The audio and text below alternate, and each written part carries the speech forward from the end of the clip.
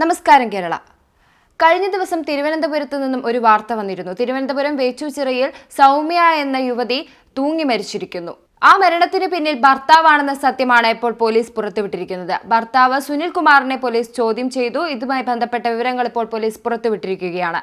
സുനിൽകുമാറിന്റെ ഭാര്യ സൗമ്യയ്ക്ക് ഒരു പുരുഷനുമായി വേറൊരു സുഹൃത്ത്, അതായത് സുനിൽകുമാറിന്റെ സുഹൃത്തുമായി ഒരു ബന്ധമുണ്ടായിരുന്നു. ആ ബന്ധത്തിൽ നിന്നാണ് ഇപ്പോൾ മരണം വരെ എത്തിയിരിക്കുന്നത് എന്നുള്ള വിവരങ്ങളാണ് പോലീസ് ഇപ്പോൾ പുറത്തുവിട്ടിരിക്കുന്നത്. ഈ സുനിൽകുമാറിന്റെ ഭാര്യ സൗമ്യയും സുഹൃത്തുമായുള്ള ബന്ധം സുഹൃത്തിന്റെ ഭാര്യയ്ക്ക് അറിയാമായിരുന്നു. ഭാര്യയാണ് ഇതുമായി ബന്ധപ്പെട്ട പരാതി പോലീസിൽ നൽകിയിട്ടുള്ളത്. സുനിൽകുമാറിന്റെ സുഹൃത്തിന്റെ ഭാര്യയുടെ കൈവശമുള്ള സ്വർണ്ണാഭരണങ്ങളടക്കം ഈ സുനിൽകുമാറിന്റെ ഭാര്യയിലേക്ക് എത്തിയിരുന്നു. അത് ഈ സുഹൃത്ത് വഴിയാണ് എത്തിയിരുന്നത്. ഇതുമായി ബന്ധപ്പെട്ടടക്കം ഇവരുടെ കുടുംബ പ്രശ്നങ്ങൾ നിലനിന്നിരുന്നു. ഇതുമായി ബന്ധപ്പെട്ടുള്ള വാക്കുതർക്കങ്ങൾ ഇവർക്കിടയിൽ ഉണ്ടായിരുന്നു.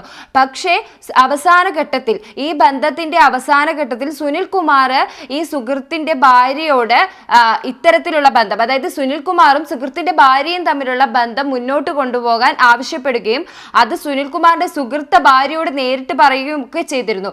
എന്നാൽ ഇത് പുറത്തറിഞ്ഞാൽ ഉണ്ടാകുന്ന നാണക്കേടിനെ പേടിച്ചുകൊണ്ടാണ് ഇപ്പോൾ മരണം നടന്നിരിക്കുന്നത്, അല്ലെങ്കിൽ ഇത്തരത്തിൽ ഇവർ ആത്മഹത്യ ചെയ്യാൻ തീരുമാനിച്ചിരിക്കുന്നത് എന്നാണ് പോലീസ് വ്യക്തമാക്കിയിട്ടുള്ളത്.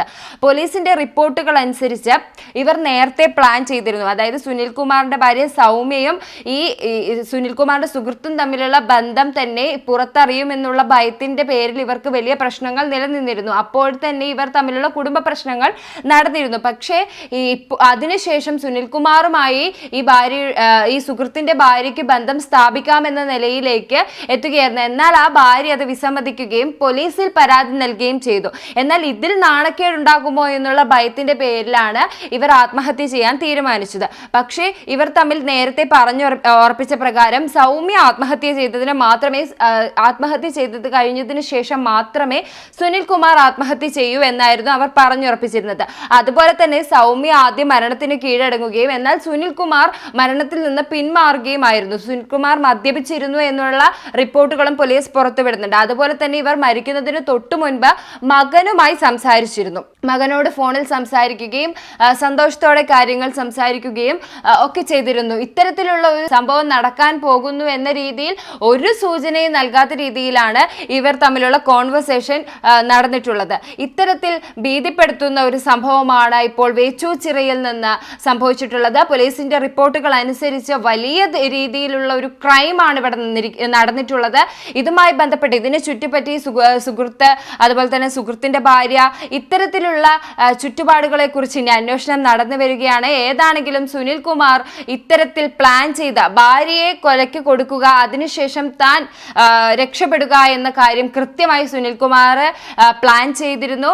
അത്തരത്തിൽ മദ്യപിച്ചതിന് ശേഷം ഈ ഒരു കാര്യത്തിലേക്ക് സുനിൽകുമാറും ഭാര്യയും കിടക്കുകയായിരുന്നു എന്നാണ് പോലീസ് ഇപ്പോൾ നൽകുന്ന വിവരം.